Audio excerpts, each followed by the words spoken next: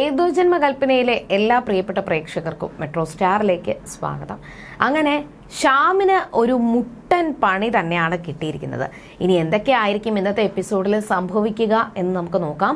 അതിനു മുൻപ് ആദ്യമായിട്ടാണ് ഈ ചാനൽ കാണുന്നതെങ്കിൽ തീർച്ചയായിട്ടും സബ്സ്ക്രൈബ് ചെയ്യുക. അപ്പോൾ ഞങ്ങളിടുന്ന പുതിയ സീരിയൽ റിവ്യൂ വീഡിയോസ് എല്ലാം നിങ്ങൾക്ക് ലഭിക്കുന്നതായിരിക്കും. അങ്ങനെ പ്രതീക്ഷിക്കാത്ത സംഭവങ്ങളാണ് ഇപ്പോൾ അശ്വിൻ്റെയും ശ്രുതിയുടെയും ജീവിതത്തിൽ നടന്നുകൊണ്ടിരിക്കുന്നത്. അങ്ങനെ അഞ്ജലിയുടെയും ഷ്യാമിന്റെയും ജോയിന്റ് അക്കൗണ്ട് ആയിരുന്നു. അപ്പോൾ ആ അക്കൗണ്ടിലോട്ട് ഇനി പൈസ ഇടണ്ട, മറിച്ച് അഞ്ജലി ചേച്ചിയുടെ പേഴ്സണൽ അക്കൗണ്ടിലോട്ട് പൈസ ഇട്ടാൽ മതി എന്ന് ബാങ്കിൽ വിളിച്ചിട്ട് അശ്വിൻ പറഞ്ഞിട്ടുണ്ട്. അപ്പോൾ ഷ്യാമാണെന്നുണ്ടെങ്കിൽ ഈ ജോയിന്റ് അക്കൗണ്ടിലോട്ട് വരുന്ന പൈസ എടുത്തിട്ടാണ് ഷ്യാം ഓരോ കാര്യങ്ങൾ ചെയ്തു കൂട്ടുന്നത്. അപ്പോൾ തനിക്ക് പൈസ ഉണ്ടല്ലെങ്കിൽ ഇപ്പോൾ ഓരോ കാര്യങ്ങൾ ചെയ്യുന്നതും ഓരോ സാധനങ്ങൾ മേടിക്കുന്നതും എല്ലാം ഈ ഒരു പൈസ വെച്ചിട്ടാണ്.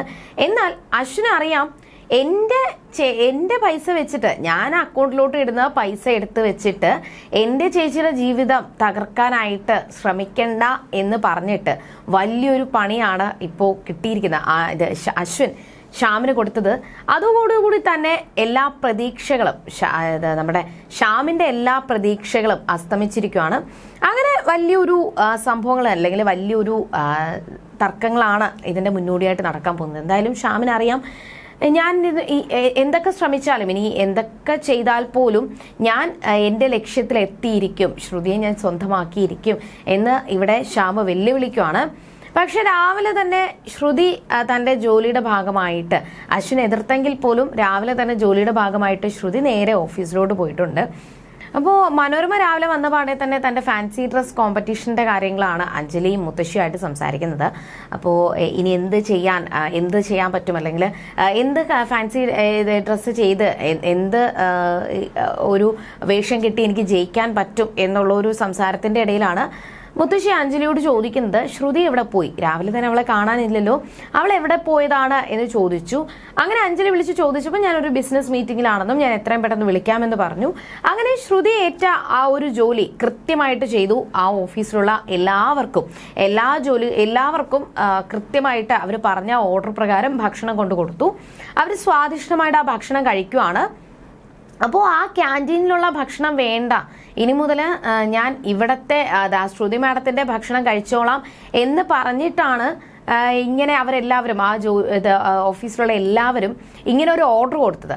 അപ്പൊ പിന്നെ അത് ഏറ്റവും കൂടുതൽ ബാധിക്കാൻ പോകുന്നതും മഞ്ജു ആണ്. അവിടുത്തെ ക്യാൻറ്റീനിലെ ആ ഒരു ജോലിക്കാരിയായ മഞ്ജു ആണ് ഏറ്റവും കൂടുതൽ മഞ്ജുവിനെയാണ് ബാധിക്കാൻ പോകുന്നത്. മഞ്ജു ആ ഒരു ക്യാൻറ്റീൻ ലീസിനെടുത്തതാണ്. അപ്പോൾ അവിടെയുള്ള ഓരോ സാധനങ്ങളും മഞ്ജു കഷ്ടപ്പെട്ട ഓരോ കാര്യങ്ങളും ഉണ്ടാക്കി വെക്കുന്നതാണ്. ഇപ്പോൾ ഇവരത് കഴിച്ചില്ല എന്നുണ്ടെങ്കിൽ ഉറപ്പായിട്ടും ആ ഭക്ഷണ സാധനങ്ങളെല്ലാം മഞ്ജുവിൻ്റെ കാശ് നഷ്ടമാവും, അതെല്ലാം മഞ്ജുവിന് വേസ്റ്റ് ആവും. അപ്പോൾ പിന്നെ ഇനി എന്ത് ചെയ്യാൻ പറ്റും? തൻ്റെ കുടുംബം തകർന്നല്ലോ എന്നുള്ളൊരു വേദനയിൽ മഞ്ജു ഇങ്ങനെ എല്ലാവരോടും ആ ഒരു ഭക്ഷണം വാങ്ങിച്ച് കഴിക്കുന്ന എല്ലാവരോടുമായിട്ട് മഞ്ജു തൻ്റെ സങ്കടം പറഞ്ഞു. നിങ്ങൾ എന്ത് പണിയാണ് ഈ കാണിക്കുന്നത്? നിങ്ങൾക്കൊന്ന് പറഞ്ഞുകൂടായിരുന്നോ? ഞാനിപ്പോൾ ഇത്രയും ഭക്ഷണം എല്ലാം ഉണ്ടാക്കി ഇങ്ങനെ കൊണ്ടു കൊടുത്തു, ഭക്ഷണം എല്ലാം കൊണ്ടു കൊടുത്തതിന് ശേഷം നിങ്ങൾ വേണ്ടാന്ന് പറഞ്ഞു കഴിഞ്ഞാൽ ഞാൻ എന്ത് ചെയ്യുമെന്ന് ആലോചിച്ച് ഭയങ്കര സങ്കടത്തിൽ ദേഷ്യപ്പെടുമ്പോൾ അവർ പറയുന്നത്, നിങ്ങൾ ഇപ്പോൾ വല്ലപ്പോഴും പോയി ക്യാൻറ്റീന് തുറക്കും, അല്ലെങ്കിൽ വല്ലപ്പോഴും എന്തെങ്കിലും പോയി ഭക്ഷണം ഉണ്ടാക്കും, ഞങ്ങൾക്ക് അത് പറ്റത്തില്ല, അത് മാത്രമല്ല അവിടുത്തെ ഭക്ഷണമൊന്നും കൊള്ളത്തില്ല എന്ന് പറഞ്ഞിട്ട് ശ്രുതി മാഡം ഉണ്ടാക്കി കൊണ്ടുവരുന്ന ഭക്ഷണം കൊള്ളാം എന്നുകൂടി അവർ പറഞ്ഞു. അങ്ങനെ ഇതൊക്കെ കേട്ടപ്പോൾ മഞ്ജുവിന് സങ്കടപ്പെട്ട് നിൽക്കുന്ന സമയത്ത് അശ്വിൻ വന്നു, കാര്യങ്ങൾ തിരക്കി. അപ്പോൾ അശ്വിന് അറിയത്തില്ല ശ്രുതി ഇവിടുത്തെ എല്ലാവർക്കും വേണ്ടിയിട്ട് ഭക്ഷണം ഉണ്ടാക്കി കൊണ്ടുവരുവാണ്, ശ്രുതിയുടെ ഓർഡറാണ് അവരെടുത്തത് എന്ന് അവിടെ അശ്വിൻ അറിയത്തില്ല. അശ്വിൻ മഞ്ജുവിനെ ക്യാബിനിലോട്ട് വിളിച്ചതിന് ശേഷം കാര്യങ്ങൾ തിരക്കി. അപ്പോൾ മഞ്ജു തൻ്റെ സങ്കടം പറഞ്ഞപ്പോഴും, എനിക്ക് ഒരു കാരണവശാലും ഇവിടുത്തെ ക്യാൻറ്റീനിൽ നിന്ന് മാത്രമേ നിങ്ങൾ ഭക്ഷണം കഴിക്കാവൂ, അല്ലാതെ പുറത്തുനിന്ന് ഓർഡർ എടുക്കാൻ പാടില്ല എന്നെനിക്ക് പറയാൻ പറ്റത്തില്ല. അങ്ങനെ പറഞ്ഞു കഴിഞ്ഞാൽ അത് ശരിയല്ലല്ലോ, എനിക്കങ്ങനെ പറയാൻ പറ്റത്തില്ല. അവർക്ക് ഇഷ്ടമുള്ള ഭക്ഷണം അവർക്ക് ഓർഡർ ചെയ്ത് കഴിക്കാം, അങ്ങനെയുള്ളത് ഒരു റൂളാണ്. അപ്പോൾ ഞാനതങ്ങനെ പറയും എന്ന് അശ്വിൻ പറയുമ്പോഴും അശ്വിനോട് മഞ്ജു പറഞ്ഞ കാര്യം, സാർ ഒരു കാരണവശാലും ശ്രുതി മാഡത്തെ കല്യാണം കഴിക്കാൻ പാടില്ലായിരുന്നു, ശ്രുതി മാഡത്തെ കല്യാണം കഴിച്ചതുകൊണ്ടാണ് ഇങ്ങനെയെല്ലാം സംഭവിച്ചത് എന്ന് മഞ്ജു അശ്വിന്റെ മുഖത്ത് നോക്കി പറയുമ്പോഴും ദേഷ്യപ്പെട്ട് അശ്വിൻ ശ്രുതിയെ ഇറക്കി വിടുവാണ്. അല്ലാതെ എന്താണ് സംഭവിച്ചത് എന്ന് തിരക്കാനായിട്ട് അശ്വിൻ തയ്യാറായിരുന്നില്ല. കുറെ കഴിഞ്ഞപ്പോൾ എല്ലാവർക്കും ഓർഡറൊക്കെ കൊടുത്തു. എല്ലാ ഓർഡറൊക്കെ മേടിച്ചതിന് ശേഷം ശ്രുതി നേരെ അശ്വിനെ പോയി കണ്ടു, സംസാരിച്ചു. എന്നിട്ട് അശ്വിന് കഴിക്കേണ്ട ഭക്ഷണം എല്ലാം ശ്രുതി കൊണ്ടു കൊടുക്കുന്നതിന്റെ ഇടയിൽ ഇവിടെ എല്ലാവർക്കും ഓർഡർ കൊടുത്തു എന്നും എല്ലാവരും നല്ല സ്വാദിഷ്ടമായിട്ട് ഭക്ഷണം കഴിക്കുവാണെന്നും ഇനി കുറേ ഓർഡർ അവരെനിക്ക് തന്നിട്ടുണ്ട്, ആ ഭക്ഷണം നാളെ തന്നെ ഇവിടെ എത്തിക്കണം, സമയത്തിന് എത്തിക്കണം, അതുകൊണ്ട് ഞാൻ എത്രയും പെട്ടെന്ന് വീട്ടിലോട്ട് പോകുവാണെന്നൊക്കെ പറഞ്ഞപ്പോഴാണ് അശ്വിന് കാര്യം പിടികിട്ടിയത്. ഇവിടുത്തെ എല്ലാവർക്കും ഭക്ഷണം ഓർഡർ അനുസരിച്ച് കൊണ്ടെത്തിച്ചത് ശ്രുതിയാണെന്നും ഇവിടുത്തെ മഞ്ജുവിന്റെ ജോലിക്ക് തടസ്സം നിൽക്കുന്നത് ശ്രുതിയാണ് എന്നും അശ്വിന് മനസ്സിലായി. എന്നാൽ നീ അങ്ങനെയൊന്നും ചെയ്യാൻ പാടില്ല, നാളെ തൊട്ട് പുറത്തുനിന്നുള്ള ഒരു ഭക്ഷണവും ഇവിടെ എത്തിക്കാൻ പാടില്ല, ഇവിടുത്തെ ക്യാൻറ്റീനിൽ നിന്ന് അവർ ഭക്ഷണം കഴിച്ചാൽ മതി, അല്ലാതെ ഒന്നും ചെയ്യാൻ പാടില്ല എന്ന് അശ്വിൻ ശ്രുതിയോട് പറയുകയും അത് കേൾക്കാനായിട്ട് ശ്രുതി തയ്യാറായിരുന്നില്ല. നിങ്ങൾ എന്തിനാ എന്നോട് ഇങ്ങനെ പറയുന്നത്, അല്ലെങ്കിൽ എന്നോട് ഇങ്ങനെ ദ്രോഹം കാണിക്കുന്നത് എന്തിനാണ്? ഞാനിപ്പോൾ ഒരുപാട് പ്രതിസന്ധിയിലാണ്, എനിക്ക് കുറച്ച് കടങ്ങളുണ്ട്, അപ്പോൾ ആ കടങ്ങളൊക്കെ തീർക്കാനായിട്ട് എനിക്ക് കുറച്ച് പൈസ വേണം, അല്ലാതെ എനിക്ക് സ്വന്തം കാലിൽ നിൽക്കാനായിട്ട് ആഗ്രഹമുണ്ട്. അപ്പം നിങ്ങൾ അതിലൊരിക്കലും തടസ്സം നിൽക്കാൻ പാടില്ല എന്നും ഞാൻ എന്തായാലും അവര് എനിക്കൊരു ഓർഡർ തന്നിട്ടുണ്ട്, അതെനിക്ക് ക്യാൻസൽ ചെയ്യാനായിട്ട് എനിക്ക് എന്തായാലും പറ്റത്തില്ല, അതുകൊണ്ട് അവർ തന്ന ഓർഡർ അനുസരിച്ച് ഞാൻ എല്ലാവർക്കും ഭക്ഷണം എത്തിച്ചു കൊടുക്കും എന്ന് അശ്വിൻ പറഞ്ഞു. അപ്പോൾ നീ മനഃപൂർവ്വം എന്നെ ദ്രോഹിക്കാൻ വേണ്ടിയിട്ട്, അല്ലെങ്കിൽ നീ എന്നെ മനഃപൂർവ്വം കളിയാക്കാൻ വേണ്ടിയിട്ട് നോക്കുവാണോ? ഇപ്പൊ നീ എല്ലാവർക്കും ഭക്ഷണം കൊണ്ട് കൊടുത്തു കഴിഞ്ഞാൽ ഇവിടെയുള്ള എല്ലാവരും പറയും, കണ്ടോ അശ്വിൻ സായിറാമിന്റെ ഭാര്യ ഇപ്പോൾ എല്ലാവർക്കും ഭക്ഷണം വെച്ച് വിളമ്പുന്ന ജോലിയാണ് എന്ന് എല്ലാവരും എന്നെ കളിയാക്കുമെന്ന് പറയുമ്പോഴും അതൊന്നും കാര്യമാക്കാനായിട്ട് ശ്രുതി തയ്യാറായിരുന്നില്ല. താൻ ഏറ്റെടുത്ത ജോലി കൃത്യമായിട്ട് ചെയ്യാനായിട്ട് ശ്രുതി ശ്രമിക്കുന്നുണ്ട്. എന്നാൽ അപ്പോഴും മഞ്ജുവിന് ഇത് വലിയൊരു പാരയായിട്ട് മാറി എന്നുള്ള സത്യം ശ്രുതി ഇപ്പോഴും മനസ്സിലാക്കിയിട്ടില്ലായിരുന്നു.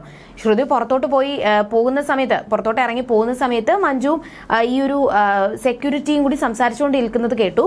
അപ്പോൾ അവർ സംസാരിച്ചുകൊണ്ട് നിൽക്കുന്നത് കേട്ടതിന് ശേഷമാണ് ശ്രുതിക്ക് മനസ്സിലായത് താൻ ഏറ്റവും കൂടുതൽ തെറ്റാണ്, അല്ലെങ്കിൽ വലിയൊരു തെറ്റാണ് ചെയ്തത് എന്ന് ശ്രുതിക്ക് മനസ്സിലായി.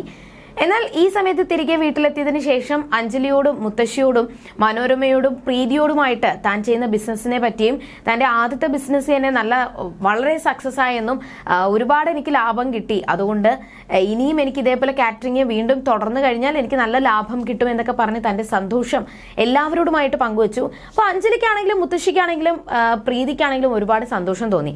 ശ്രുതി തനിക്ക് ഇഷ്ടപ്പെട്ട ജോലി തെരഞ്ഞെടുത്തു, അതിൽ ലാഭം കണ്ടെത്താനായിട്ട് ശ്രമിക്കുന്നു എന്ന് പറഞ്ഞപ്പോൾ എല്ലാവർക്കും സന്തോഷമായി. എന്നാൽ മനോരമയ്ക്ക് മാത്രം അത് വലിയ ദേഷ്യമായിരുന്നു. ഇവളെന്തായി കാണിക്കുന്നത്? ഈ കുടുംബത്തിൽ നിന്നും ഏതെങ്കിലും പെൺകുട്ടികൾ ജോലിക്ക് പോകുന്നത് ആരെങ്കിലും കണ്ടിട്ടുണ്ടോ? ഇവള് മറ്റുള്ളവരെ നാണം കെടുത്തു എന്നൊക്കെ പറയുമ്പോഴും മനോരമയ്ക്ക് നല്ല മറുപടി കൊടുത്തിട്ട് ശ്രുതിയെ സപ്പോർട്ട് ചെയ്യാനായിട്ട് മുത്തശ്ശി ശ്രമിച്ചു. അങ്ങനെ ആ ഒരു സംസാരങ്ങളൊക്കെ കഴിഞ്ഞു. രാവിലെ പിറ്റേ ദിവസത്തേക്കുള്ള ഓർഡറിന് വേണ്ടിയിട്ടുള്ള കാര്യങ്ങൾ ശ്രുതി ചെയ്തുകൊണ്ടിരിക്കുകയാണ്. അപ്പോൾ ഈ ശ്രുതി കൊണ്ടുവന്ന ഭക്ഷണത്തെ പറ്റി എല്ലാവരും നല്ല പുകഴ്ത്തി സംസാരിക്കുകയാണ്. നല്ല ഭക്ഷണം കൊള്ളാം, ഓക്കെയാണ് എന്നൊക്കെ പറഞ്ഞ് സംസാരിച്ചുകൊണ്ടിരിക്കുകയാണ്. അങ്ങനെ സംസാരിച്ച് ആ ജോലിക്കാരെല്ലാവരും കൂടി ഇങ്ങനെ കാര്യങ്ങൾ പറഞ്ഞുകൊണ്ടിരിക്കുമ്പോഴായിരുന്നു അശ്വിൻ വന്നിട്ട് അവരോട് പറയുന്നത്, ഒരു കാരണവശാലും ക്യാൻറ്റീനിലുള്ള ഭക്ഷണം മാത്രമേ നിങ്ങൾ ഇനി കഴിക്കാവൂ, പുറത്തുനിന്ന് ഒരു ഭക്ഷണവും എടുക്കാൻ പാടില്ല, പുറത്തുനിന്ന് ഒരു ഭക്ഷണവും കൊണ്ടുവരാൻ പാടില്ല, ക്യാൻറ്റീനിൽ നിന്നുള്ള ഭക്ഷണം മാത്രമേ നിങ്ങൾ കഴിക്കാവൂ, അങ്ങനെ ഒരു റൂൾ ഞാൻ കൊണ്ടുവരുവാണ് എന്ന് അശ്വിൻ പറഞ്ഞു. അത് കേട്ടപ്പോൾ എല്ലാവരും ഭയങ്കരമായിട്ട് ഷോക്കായിപ്പോയി. നിങ്ങൾ എന്താ ഈ പറയുന്നേ? അല്ലെങ്കിൽ ഇപ്പോൾ ഒരാൾക്ക് ജോലി ചെയ്യണം, ജോലിയുമായിട്ടുള്ള കാര്യങ്ങൾ പറയുന്നതിൽ യാതൊരു കുഴപ്പമില്ല. പക്ഷേ താൻ എവിടെ നിന്ന് ഭക്ഷണം കഴിക്കണം, എന്ത് ഭക്ഷണം കഴിക്കണം എന്ന് അവിടുത്തെ ആളല്ലല്ലോ, അല്ലെങ്കിൽ അവിടുത്തെ തന്റെ ബോസ് അല്ലല്ലോ തീരുമാനിക്കുന്നത് എന്ന് എല്ലാവർക്കും തോന്നി. എന്നാൽ അശ്വിൻ അങ്ങനെ ഒരു കർശന നിലപാട്, അല്ലെങ്കിൽ കർശന ആ ഒരു റൂള് കൊണ്ടുവന്നപ്പോൾ എല്ലാവർക്കും ഭയങ്കര ഒരു സങ്കടം വന്നു. അതിന്റെ പിന്നാലെ മഞ്ജു വന്നിട്ട് അശ്വിനോട് പറയുവാണ്, സാർ അങ്ങനെയൊന്നും ചെയ്യണ്ട, ശ്രുതി മാഡത്തിന് തന്നെ അശ്വിൻ സാർ എങ്ങനെയെങ്കിലും ഈ ഓർഡർ കൊടുക്കണമെന്ന് പറഞ്ഞപ്പോൾ അശ്വിന് അത്ഭുതം തോന്നി. നേരത്തെ ഇവർ വന്നിട്ട് എൻ്റെ അടുത്ത് പറഞ്ഞത് അങ്ങനെയൊന്നും ചെയ്യരുത്, എൻ്റെ ജീവിതം തകർന്നു പോയി എന്നൊക്കെ പറഞ്ഞിട്ട് ഇപ്പോൾ ഇവരെന്താ ഇങ്ങനെ വന്ന് പറയുന്നത് എന്നുള്ളൊരു ഷോക്കിംഗ് ആയിരുന്നു. ഒരു ചോദ്യം അശ്വിൻ്റെ മനസ്സിൽ വന്നു. അങ്ങനെ ആ ഒരു മഞ്ജുവിനെ മാറ്റിക്കൊണ്ട് ക്യാമ്പിനിൽ പോയിട്ട് മഞ്ജുവിനോട് കാര്യങ്ങൾ തിരക്കി. അപ്പോഴാണ് പറയുന്നത് താൻ സെക്യൂരിറ്റിയോട് സംസാരിച്ചുകൊണ്ട് നിൽക്കുന്നത് ശ്രുതി കേട്ടെന്നും അങ്ങനെ ഇപ്പോൾ പാർട്ട്ണർഷിപ്പായിട്ട് ബിസിനസ് മുന്നോട്ട് കൊണ്ടുപോകാമെന്ന് ശ്രുതി മാഡം പറഞ്ഞു. അങ്ങനെ ഞാനും ശ്രുതി മാഡവും കൂടിയാണ് ഈ ഒരു കാറ്ററിംഗ് നടത്താനായിട്ട് പോകുന്നത് എന്നുകൂടി പറഞ്ഞപ്പോൾ അശ്വിനൊരു അത്ഭുതം തോന്നി. മാത്രമല്ല ശ്രുതി മാഡം സാറിന്റെ ജീവിതത്തിലോട്ട് വന്നത് എന്തുകൊണ്ടും നല്ലതാണ്. ശ്രുതി മാഡത്തെ പോലെ ഒരു നല്ല പെൺകുട്ടിയെ വേറെ ഒരിടത്തും കിട്ടത്തില്ല എന്നൊക്കെ പറഞ്ഞപ്പോൾ അശ്വിനും ഒരു അത്ഭുതം തോന്നി. തിരികെ വീട്ടിൽ എത്തിയപ്പോൾ ശ്രുതി ഭയങ്കര ബിസിനസിന്റെ തിരക്കുകളിലാണ്. ഒരുപാട് കോളുകൾ വരുന്നുണ്ട്. കാറ്ററിംഗ് മുന്നോട്ട് പോകാനായിട്ട് ഒരുപാട് ഐഡിയാസ് പറയുന്നുണ്ട്. എന്നാൽ ഇത് മുടക്കാൻ വേണ്ടിയിട്ട് അശ്വിനും ശ്രമിക്കുവാണ്. ഇനി എന്തൊക്കെയായിരിക്കും സംഭവിക്കുക? പ്രതീക്ഷിക്കാത്ത ഒരുപാട് സംഭവങ്ങളാണ് അശ്വിന്റെയും ശ്രുതിയുടെയും ജീവിതത്തിൽ നടന്നുകൊണ്ടിരിക്കുന്നത്. ഇനി എന്തൊക്കെ സംഭവിക്കുമെന്ന് നമുക്ക് വരുന്ന എപ്പിസോഡുകളിൽ കണ്ടറിയാം. അതുവരേക്കും